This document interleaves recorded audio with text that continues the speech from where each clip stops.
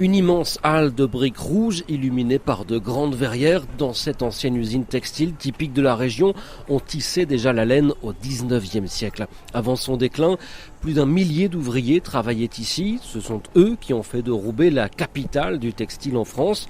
Et puis comme d'autres, la ville a été frappée de plein fouet par la désindustrialisation. Moi je suis née à Roubaix et j'ai vu s'effondrer les châteaux de l'industrie. Évidemment, comme toutes les familles roubaisiennes, on a été marqués par le chômage de masse qui a touché toute la population. Majdoulin Zbahi qui nous reçoit, elle est sociologue de l'environnement et présidente de Fashion Green Hub dans les Hauts-de-France. La création de cet espace collaboratif est née du constat que la filière mode et habillement devait évoluer par rapport à des questions environnementales mais aussi sociales. Fashion Green Hub, c'est ce qu'on appelle un tiers-lieu, un laboratoire d'idées installé en plein cœur de l'usine et qui pousse les professionnels du textile à se réinventer.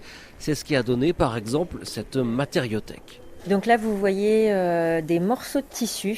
On recense tous les stocks dormants des entreprises de la région pour aider les créateurs à utiliser cette matière. Agathe Mouviel, elle est ingénieure textile et elle pilote les opérations locales de Fashion Green Hub. Aujourd'hui, on dit qu'il y a assez de textiles déjà produits dans le monde pour habiller toute la planète pendant 10 ans.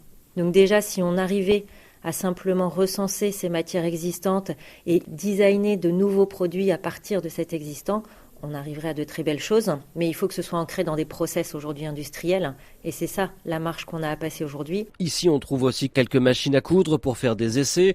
Et si le projet va plus loin pour passer cette marche industrielle, il suffit de traverser la cour de l'usine. En face, on a un projet qui est né de Fashion Green Hub qui s'appelle Atelier Agile, qui est un atelier de fabrication à la demande spécialisé dans l'upcycling, dans le recyclage de matières, qui fabrique de la moyenne et de la grande série pour les entreprises de notre région.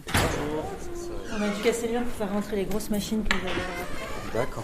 Les machines historiques, elles ont pour la plupart été vendues aux enchères à des industriels indiens à la fin des années 1990, mais remplacées récemment par d'autres plus modernes et surtout conçues avec l'obsession de la sobriété. Vous avez un petit stock matière ici. Ces matières peuvent être imprimées ici sur la grosse imprimante qui fonctionne comme une imprimante papier et vous n'imprimez que la surface utile du produit. Les chutes, elles restent blanches et repartent du coup chez un effilocheur pour être retransformées en fil. Il faut que tu gardes les grosses chutes de tissu, donc début et fin de rouleau. 6 entreprises de la région ont investi ensemble pour mettre en commun l'appareil productif. L'atelier Agile a par ailleurs le statut d'entreprise sociale et solidaire dans la salle d'à côté. La plupart des opératrices, des ouvrières qui font à nouveau résonner les lieux du cliquetis des machines à coudre ont été formées ici et embauchées en CDI. Sur une même journée, elles doivent être en capacité de switcher d'une production de t-shirt le matin à un sac banane l'après-midi.